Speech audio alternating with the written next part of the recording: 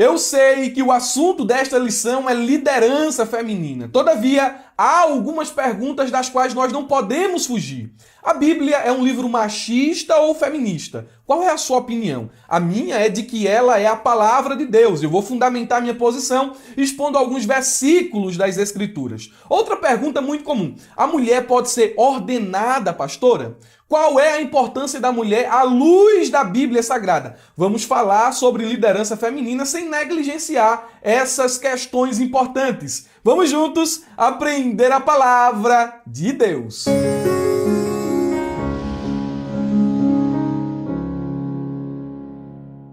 Meus irmãos, quero cumprimentá-los com a paz do Senhor Jesus. Eu sou o presbítero e professor Murilo Alencar e estamos dando início a mais uma pré-aula da Escola Bíblica Dominical, onde faremos a exposição da revista de jovens, lição de número 6, datada do dia 6 de novembro de 2022, e o nosso assunto é Exemplos de Liderança Feminina. Quero deixar aqui o meu abraço mais que especial a você, aluno da ferramenta EBD, seja da classe de adultos ou você aqui da classe de jovens. Aos irmãos que posteriormente estarão assistindo este vídeo por meio do YouTube, lhe peço que siga essas orientações. Não passe por esse vídeo sem se inscrever em nosso canal se você ainda não é inscrito. Ative o sininho para receber as notificações, inclusive o material gratuito que nós disponibilizamos aqui, tá bom? Interaja conosco nos comentários, não passe por aqui sem deixar o seu like, deixa logo aí no começo do vídeo, é importante, fortalece a nossa plataforma aqui no YouTube. E mais importante que isso, conheça a ferramenta EBD. Irmão Murilo, que ferramenta é essa que você tanto fala? Onde é que eu posso saber mais detalhes sobre a ferramenta EBD? Há um link aqui na descrição deste vídeo, clique e conheça essa ferramenta que é o local onde o superintendente, o supervisor, o dirigente, o professor,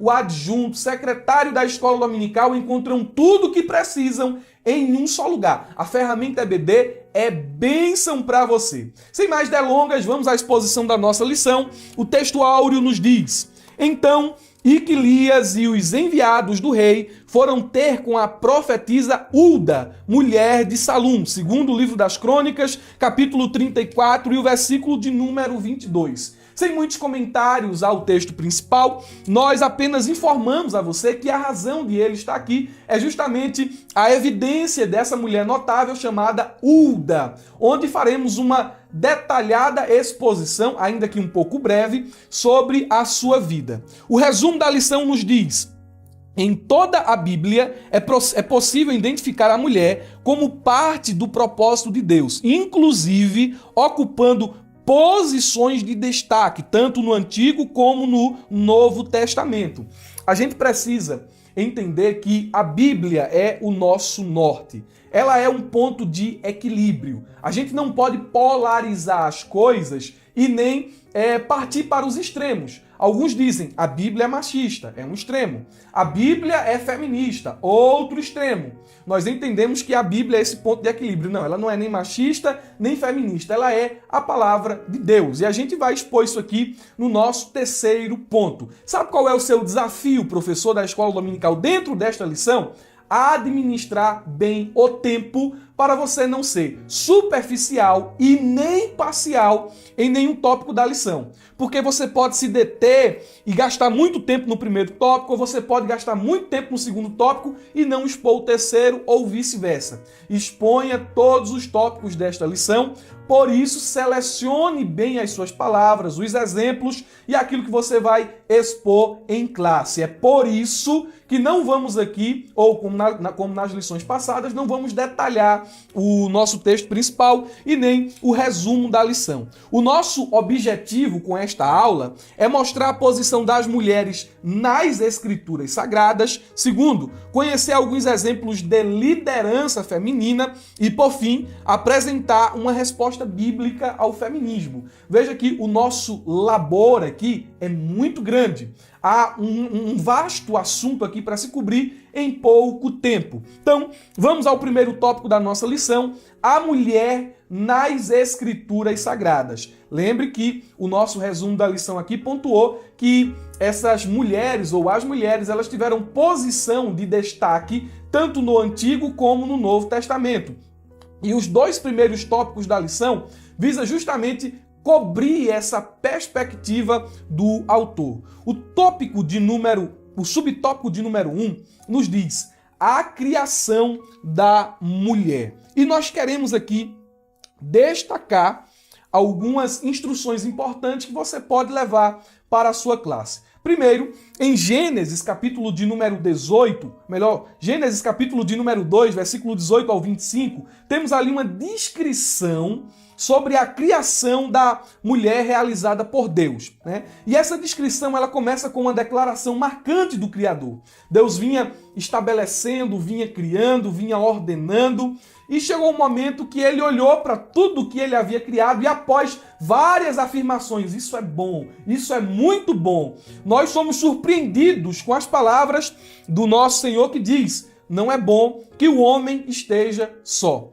Então, em meio à criação ali, que antecede a queda, onde o pecado ainda não havia entrado no mundo, Deus disse assim, olha, tem uma coisa aqui que não é boa. Não é bom que o homem esteja só. E essa negativa, ela é muito enfática. Nós percebemos que por meio de uma ação de Deus, ele cria a mulher. E o destaque que nós damos aqui à criação da mulher é que ela tem consequências de longo alcance. Ela estabelece, em primeiro lugar, a fundamentação para 3 áreas importantes no relacionamento entre marido e mulher dentro do casamento. Primeiro, a mulher é apresentada como auxiliadora adequada para o homem, aquela que ele podia olhar olho no olho. Segundo, a mulher é feita por Deus como seu trabalho manual especial. Houve uma ação divina muito especial na criação da mulher. E terceiro, a mulher ela é feita para ser uma só carne com o homem. De maneira que surge aquele belo poema que todos nós conhecemos tão bem. A mulher foi feita da costela do homem, não da cabeça para ser superior, nem dos pés para ser pisada, mas do lado para ser igual, debaixo do braço para ser protegida e ao lado do coração para ser amada. Dentro de classe, frise isso aqui, dê importância ao que eu vou lhe dizer agora. Homem e mulher são iguais. Guarde isso aí. São iguais em valor e dignidade. Por que, irmão Murilo, homem e mulher são iguais em valor e dignidade? Porque ambos foram criados à imagem e semelhança de Deus. É o que nos diz o livro do Gênesis, capítulo de número 1. Tanto o homem como a mulher foram formados à imagem e semelhança de Deus. Segundo, tanto o homem como a mulher receberam promessas de Deus e funções específicas para serem desempenhadas. Quando nós abordamos esse tema de igualdade em valor e dignidade, nós fazemos uma ressalva. Apesar de serem iguais em valor e dignidade diante de Deus, há papéis de gênero diferentes.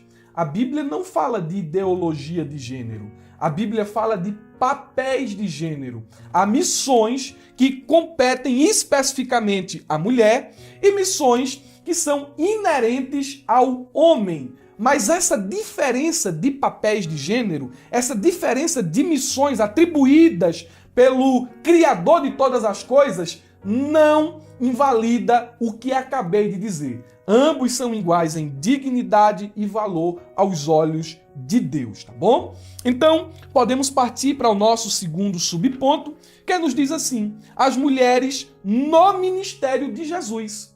Elas tiveram um papel fundamental durante as atividades, o ministério itinerante de Nosso Senhor.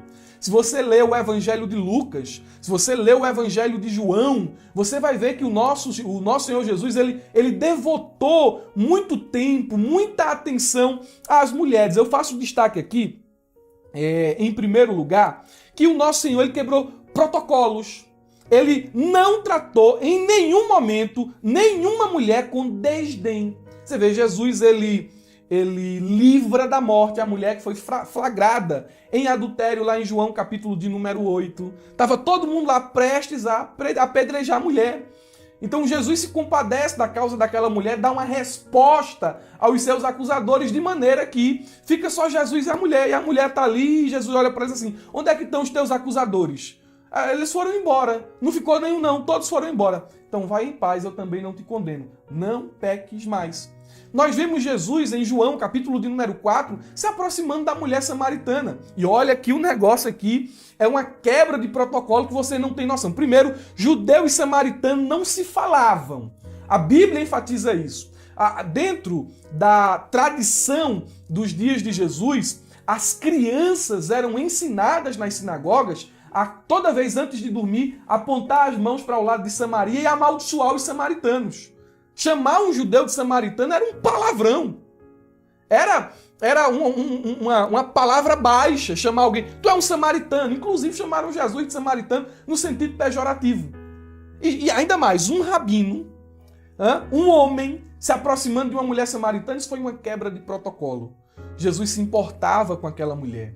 Jesus valorizou aquela mulher. E aquela mulher, depois do encontro com Jesus, ela se transforma em uma missionária para alcançar Samaria.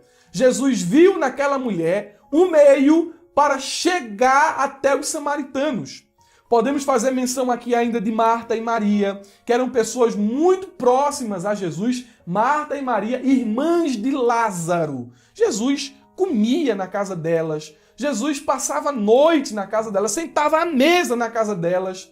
E no momento em que elas estavam vivenciando o luto de Lázaro, a Bíblia diz que Jesus sentiu a dor delas. Ele chorou ali, vendo Maria chorar, vendo Marta chorar, vendo as pessoas ali presentes chorando. Jesus deu importância às mulheres. Eu quero citar aqui rapidamente o papel marcante que as mulheres tiveram no ministério de Jesus. Primeiro, mulheres que receberam o advento de nosso Senhor. Olha que privilégio as mulheres tiveram. Primeira delas aqui eu vou citar Isabel. Isabel recebe uma revelação de quem é Jesus ainda quando ele estava no ventre de Maria. Ela foi cheia do Espírito Santo e profetizou. A Bíblia diz em Lucas capítulo 1, versículo 41 ao 43, quando Isabel ouviu a saudação de Maria, o bebê agitou-se em seu ventre e Isabel ficou cheia do Espírito Santo. Em alta voz exclamou, bendita é você entre as mulheres e bendito é o filho que você dará à luz. Mas por que sou tão agraciada a ponto de me visitar a mãe do meu Senhor? Já pensou a revelação que Isabel não recebe ali? Temos também aqui ainda a própria Maria, mãe de Jesus. Olha o que a Bíblia diz em Lucas capítulo 1, versículo 30 ao 33. Estou lendo na versão NVI. Mas o anjo lhe disse, não tenha medo, Maria. Você foi agraciada por Deus, você ficará grávida e dará luz a um filho e lhe porá o nome de Jesus. Ele será grande e será chamado Filho do Altíssimo. O Senhor lhe dará o trono de seu pai Davi e ele reinará para sempre sobre o povo de Jacó. Seu reino jamais terá fim. Olha a revelação que Maria está tendo sobre o ministério de Jesus. Sem contar que ela seria o ventre que geraria o Filho de Deus. Que privilégio, que papel importante exerceu essa mulher na história da humanidade. Temos aqui ainda a profetisa Ana, que estava no templo. Lucas, capítulo de número 2, versículo 36 ao 38. Estava ali a profetisa Ana, filha de Fenuel, da tribo de Aser. Era muito idosa. Havia vivido com seu marido 7 anos depois de se casar e então permaneceu viúva até a idade de 84 anos. Nunca deixava o templo. Adorava a Deus jejuando e orando dia e noite. Tendo chegado ali naquele exato momento, deu graças a Deus e falava a respeito do menino a todos os que esperavam a redenção de Jerusalém. As mulheres tendo um papel importante no ministério de Jesus, mulheres que receberam a revelação de seu advento. Temos aqui também ainda as mulheres e o ministério de cura de Jesus. Dentro das atividades de redenção, dentro das atividades messiânicas, muitas delas tiveram como alvo as mulheres.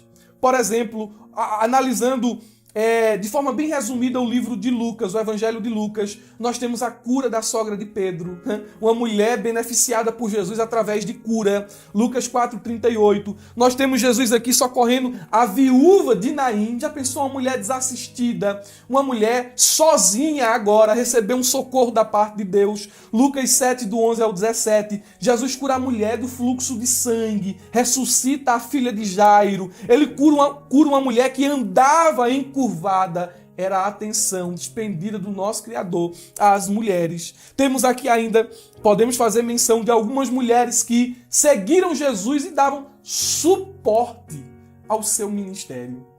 Lucas, capítulo de número 8, versículo 1 ao versículo de número 3 nos diz: depois disso, Jesus ia passando pelas cidades e povoados, proclamando as boas novas do reino de Deus. Os 12 estavam com ele, e também algumas mulheres que haviam sido curadas de espíritos malignos e doenças. Preste atenção no nome destas mulheres: Maria, chamada Madalena, de quem havia saído 7 demônios; Joana, mulher de Cusa, administrador da casa de Herodes; Susana e muitas outras mulheres. O que é que elas faziam? O texto bíblico diz: essas mulheres ajudavam a sustentá-los com os seus bens. Já parou para pensar como essas mulheres serviram a Jesus? Como essas mulheres foram importantes no ministério de Jesus?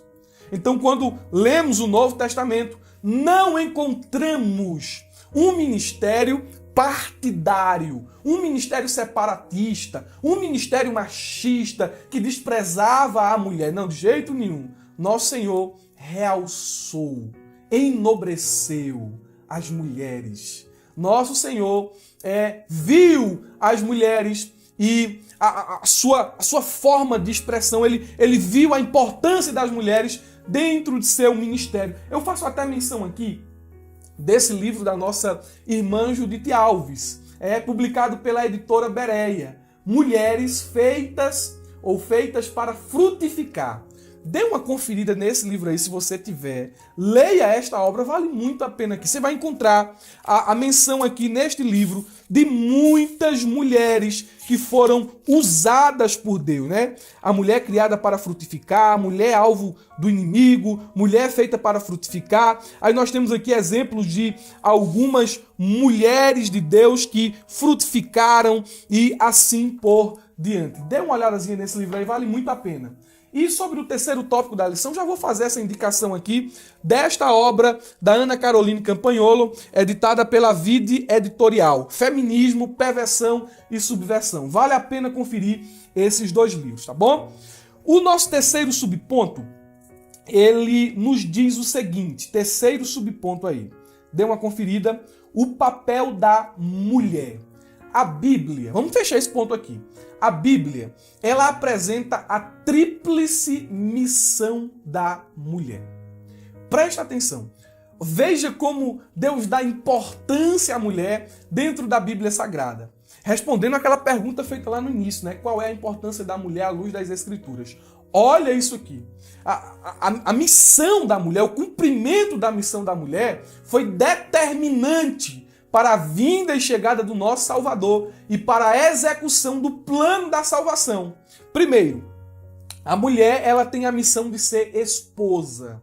E a Bíblia diz isso em Gênesis capítulo 2, versículo 24. Ambos serão uma só carne. Quando Deus disse assim, não é bom que o homem esteja só, Deus estava dizendo o seguinte, a missão da mulher é ser esposa, e dentro do âmbito conjugal, ela tem a missão, e ele também, eles compartilham dessa missão, de fazer com que um ou o outro, vice-versa, não se sinta só. Essa companhia que ajuda, essa companhia que soma, é essa companhia que refrigera a alma, é a presença da mulher. Segundo, a mulher tem a missão de ser mãe. Por mais que o feminismo, e a Ana Campagnolo ela vai frisar muito bem isso aqui, por mais que o feminismo ele vise destruir esse papel de maternidade, essa missão nobre da mulher de gerar filhos, a Bíblia ela vai exaltar, ela vai ressaltar essa missão dada por Deus. Não é fruto de uma ideologia machista, a mulher gerar. Não, a mulher ser mãe. A maternidade não pode ser colocada, atribuída à mulher como um adjetivo pejorativo de jeito nenhum. É uma missão atribuída pelo Criador. A Bíblia diz em Gênesis 1:28, e Deus os abençoou, e Deus lhes disse, frutificai e multiplicai-vos. Então a mulher, ela tem essa missão de gerar, de ser mãe. E por fim, olha que coisa linda, a mulher, ela tem a missão de ser, ela é um componente indispensável no plano da salvação. A missão como componente indispensável no plano da salvação. Gênesis 3:15 diz, porém inimizade entre você e a mulher, são palavras de Deus à serpente, entre a sua descendência e o descendente dela. Ele está falando aqui da descendência da serpente, né? Os filhos das trevas e o descendente dela. Quem é esse descendente? É Cristo, né? Paulo vai frisar isso em Gálatas. E ele diz mais aqui, este lhe ferirá a cabeça e você lhe ferirá o calcanhar. Aqui nós temos o proto-evangelho, uma promessa messiânica. Eu não digo que seja uma profecia porque partiu da boca do próprio Deus. É uma promessa messiânica, a promessa de alguém que desfaria as obras da serpente. Gálatas, capítulo de número 4, versículo 4 e 5 nos diz, mas quando chegou a plenitude do tempo, Deus enviou o seu filho. Qual foi o meio pelo qual ele enviou seu filho? Deus enviou seu filho nascido de mulher. Não podia ser de outro modo. E isso enobrece a mulher dentro das Escrituras. Isso exalta a mulher como componente indispensável no plano da salvação. Você está aqui, você que está me assistindo, eu que estou aqui ministrando essa aula, sou beneficiado porque a mulher cumpriu a sua missão de ser esposa, de ser mãe e, portanto, tornou-se assim um componente indispensável no plano da salvação. O texto prossegue dizendo, ele veio nascido de mulher, nascido debaixo da lei, a fim de redimir os que estavam sob a lei, para que recebêssemos a adoção de filhos. Glória a Deus pela vida de todas as mulheres. O tópico de número 2 vai ser aqui o miolo da lição. Porque ele diz, e ele vai tratar sobre as mulheres na liderança. E o autor, ele foi muito seletivo nos exemplos, porque aqui não temos Sara, não temos Esté e muitas outras aqui que poderíamos mencionar. Então cabe você, professor, ser bem objetivo nesse ponto, a fim de que não perca tanto tempo aqui. Eu vou tentar administrar bem o tempo, porque temos vários exemplos aqui. Primeiro subponto do tópico 2 diz, a liderança de Débora e Hulda, duas mulheres ilustres que exerceram atividade de liderança no Antigo Testamento. Quando falamos de Débora, nós entendemos que ela liderou, ela exerceu liderança em Israel em um tempo muito obscuro. A liderança de Débora foi uma denúncia à fragilidade da liderança masculina. A história de Débora está em Juízes, capítulo 4, versículo 1, até o capítulo de número 5. Então, segue aqui algumas características da liderança de Débora. Vou citá-las rapidamente, mas no subsídio elas estão aqui, há um desdobramento de todas essas características que vou citar. Primeiro, ela teve um respeito a si mesma e também com isso angariou o respeito das pessoas com quem ela labutou, com quem ela trabalhou. Segundo, ela excedeu as expectativas dos outros. Quem esperava que uma mulher como Débora, num tempo de guerra, num tempo de muita dificuldade, se destacasse tanto como ela se destacou? Então o seu papel de liderança quebrou expectativas.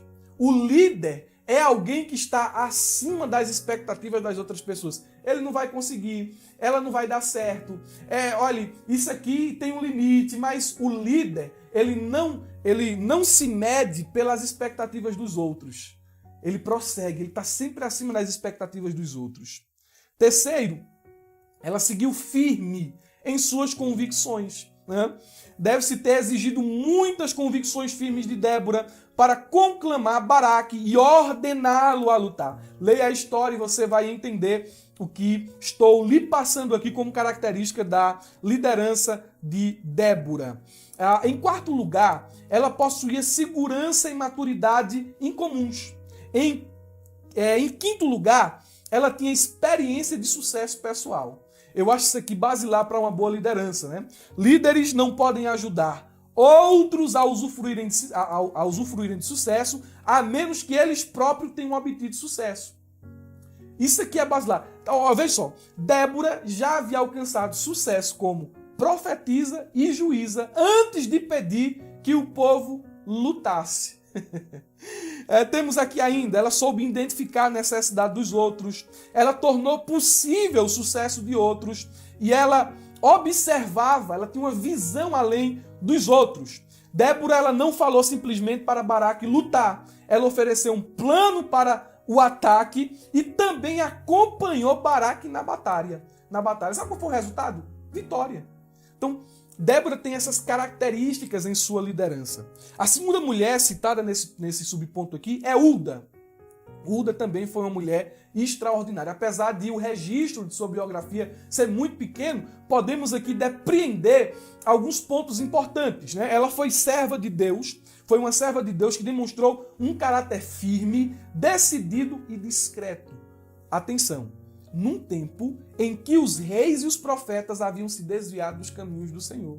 Olha lá essa mulher, exercendo atividade profética, atividade de liderança, em um tempo, mais uma vez, onde a liderança masculina estava fragilizada.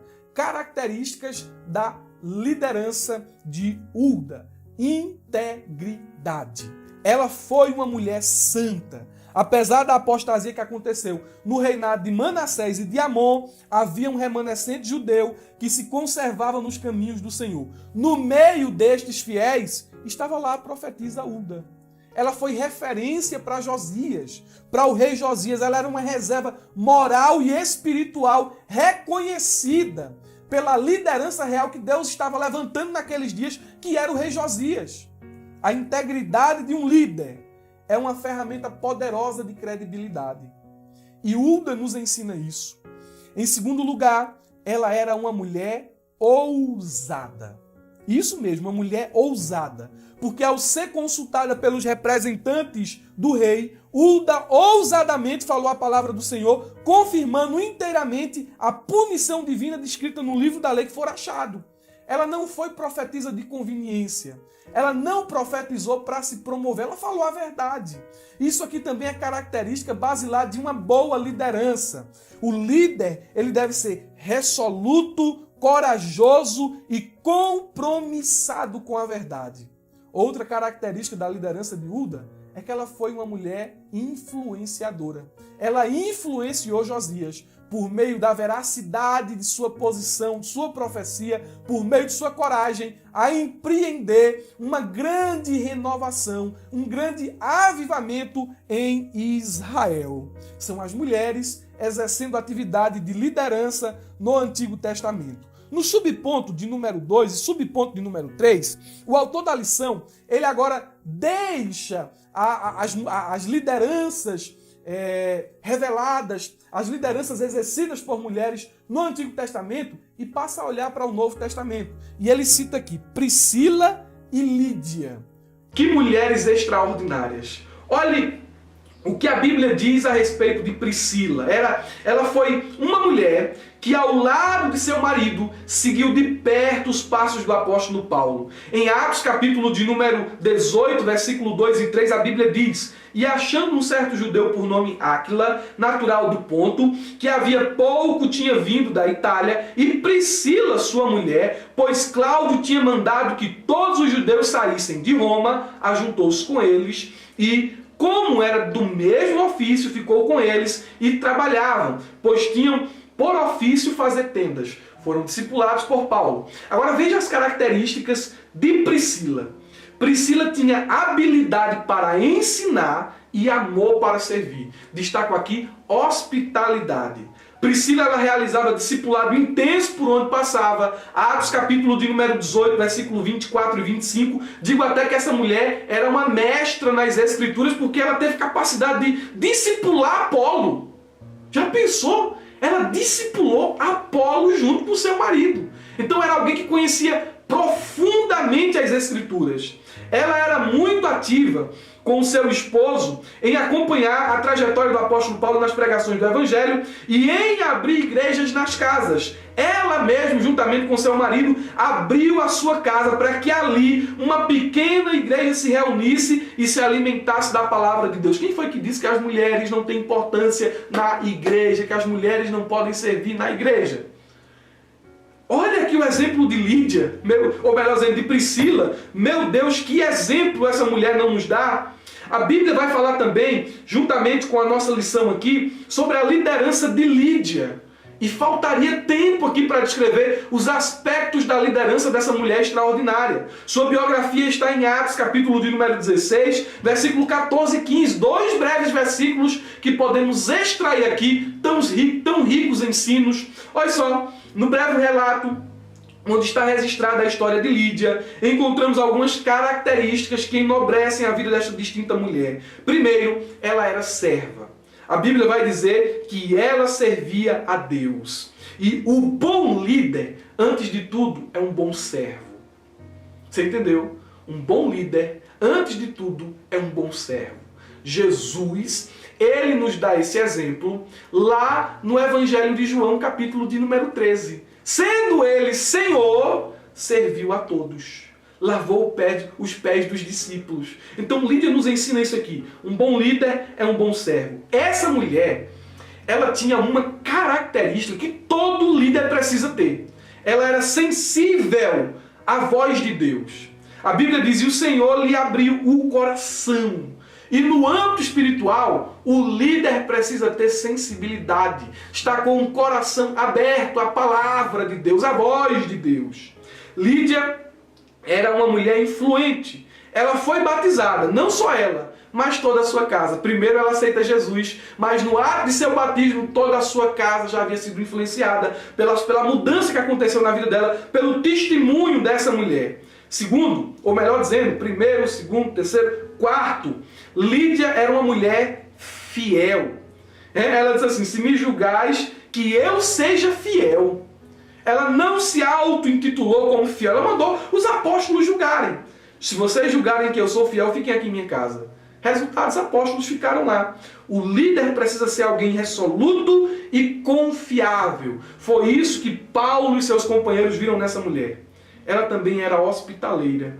Ela disse, entrai em minha casa e ficai ali. E a hospitalidade é uma característica muito nobre de um líder. A hospitalidade e a generosidade de Lídia influenciaram toda a igreja de seus dias. Mais tarde, quando se formou a igreja na cidade de Filipos, nós temos aqui relatos de Paulo acerca desta igreja, que era uma igreja muito generosa. E isso aqui começa com Lídia. Com esse exemplo de hospitalidade, de receptividade, de generosidade, uma mulher exercendo liderança. Lá em Filipos influenciou toda uma igreja. Filipenses capítulo de número 4, versículo 15 ao 17, está aqui no subsídio, eu não vou ler, mas leia. E por fim, meus irmãos, nós temos aqui o tópico de número 3, que vai dar uma resposta ao feminismo. É isso mesmo, uma resposta ao feminismo. Subtópico de número 1, a desafiadora realidade do feminismo. Muito se discute hoje sobre feminismo, o que o feminismo defende, feminismo é isso, as feministas, movimento, ideologia. Nós devemos tomar muito cuidado para não ler a Bíblia com lentes ideológicas.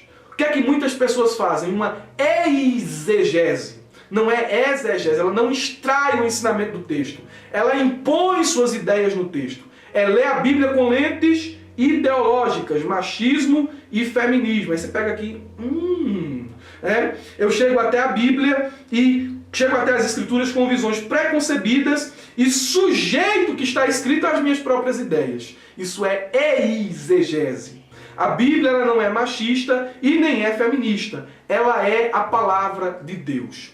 Olha o conceito do que é machismo. O machismo é uma ideologia equivocada que advoga ser a mulher um ser inferior ao homem em todos os sentidos. Isso não é verdade. Mas prossegue aqui a definição.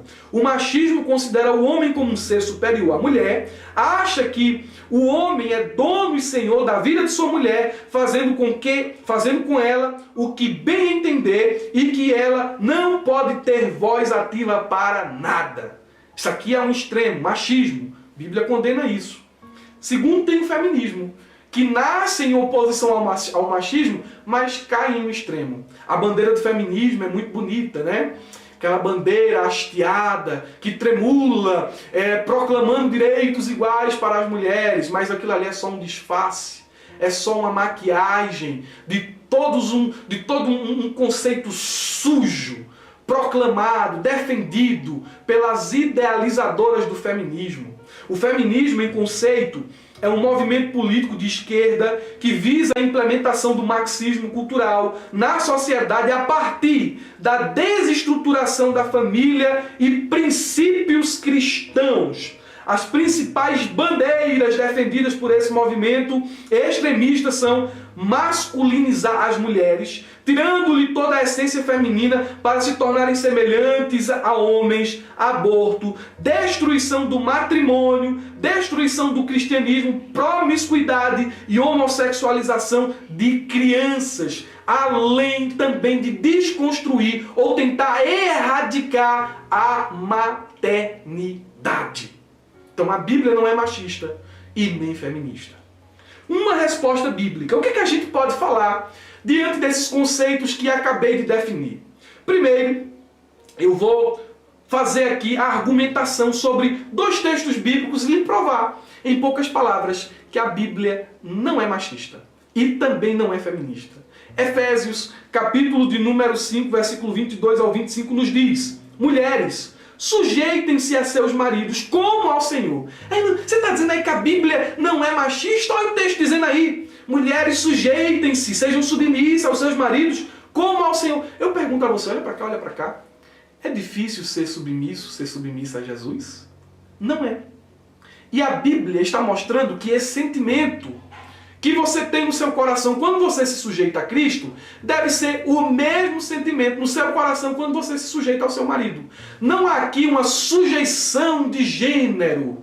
Está falando de marido e mulher. É a mulher ser submissa em amor ao seu marido. E o texto prossegue: pois o marido é o cabeça da mulher, como também Cristo é o cabeça da igreja, que é o seu corpo, do qual ele é o Salvador. Assim como a igreja está sujeita a Cristo, também as mulheres estejam sujeitas em tudo aos seus maridos. Conclusão: a Bíblia é um livro machista. Você está errado. Porque, olha o que diz o versículo 25. Maridos, amem suas mulheres, assim como Cristo amou a igreja e entregou-se a si mesmo por ela. É difícil ser submissa ao marido nesse contexto de amor, de sacrifício, de entrega, de provisão. Amar a esposa como Jesus amou a igreja. Olha o que a Bíblia está colocando sobre os ombros do homem. Você deve tratar a sua esposa, a sua mulher, a sua adjuntora, como Jesus trata a igreja. Você deve amá-la como Jesus ama a igreja. A Bíblia não é um livro machista nem feminista. Texto de número 2, 1 de Pedro, capítulo de número 3, versículo 1 diz: do mesmo modo, mulheres, sujeitem-se aos seus maridos. De novo esse negócio de sujeição. A fim de que, o texto prossegue, de que alguns deles não, a fim de que se alguns deles não obedecem à palavra, sejam ganhos sem palavras pelo procedimento de sua mulher. Tá vendo, irmão Murilo? Calma, rapaz. Calma, jovem mancebo. Leia o versículo de número 7 deste mesmo capítulo. Do mesmo modo, vocês, maridos, sejam sábios no convívio com suas mulheres e tratem-nas com honra, como parte mais frágil e coerdeiras. Olha só, coerdeiras do dom da graça da vida, de forma que não sejam interrompidas as suas orações. né? Tratem-na com honra. A Bíblia não é machista e nem feminista. Uma resposta final. E aqui o autor ele vai falar sobre a posição de liderança das mulheres na igreja de então. Nós acreditamos e cremos, como assembleano que somos, que as mulheres elas podem exercer atividade de liderança dentro da igreja. Prova disto é que muitas mulheres são líderes na escola dominical, no departamento infantil, nos órgãos de louvores. As mulheres também exercem lideranças nos círculos de oração e outras atividades mais dentro da igreja. No entanto, nos posicionamos contra a ordenação de mulheres ao pastorado. Mulher não pode ser pastora dentro de uma ótica seguida pela Assembleia de Deus, e nós também fundamentamos nossa posição na Bíblia Sagrada. Não cremos no ministério de liderança ordenado, pastora, bispa, presbítera ou diaconisa. Não cremos. E para tanto, nós separamos aqui exclusivamente para os alunos da ferramenta EBD 11 respostas a argumentos usados em favor da ordenação das mulheres. Por exemplo, eu vou citar aqui só apenas algumas aqui e os alunos da ferramenta EBD vão conferir aí. Deus não criou originalmente o homem e a mulher iguais? Qual é a base para impedir que a mulher seja ordenada a pastora, a bispa, a diaconisa? Segundo, olha só, há abundantes provas na Bíblia de que as mulheres desempenharam papéis cruciais. Falamos sobre isso aqui. Ocupando funções de destaque, sendo instrumento de bênção para o povo de Deus. Isto não prova que elas hoje podem ser ordenadas e exercer liderança? E aí, como é que se responde isso aqui? Terceiro, há evidências na Bíblia de que Uda, Débora, Priscila e Febe eram líderes e exerciam autoridade. Isto não prova que a Bíblia, isto não é uma prova bíblica suficiente para a ordenação de mulheres? Como responder a essas perguntas aqui? Separamos aqui de um artigo muito bem elaborado, encontramos um artigo muito bem elaborado, fizemos a síntese dele e colocamos aqui para você como adendo estudar esse último ponto da lição, tá bom? Deus abençoe, espero que esta pré-aula tenha lhe abençoado, tenha sido bênção na sua vida, e se foi, tira um print aí da tela, tira uma foto da televisão, do tablet, de onde você estiver assistindo, posta lá no Instagram e coloca assim, @MuriloAlencar, @Abrajaula, nos marca, vamos remarcar e interagir com você, tá bom? Não se esqueça, abra a jaula!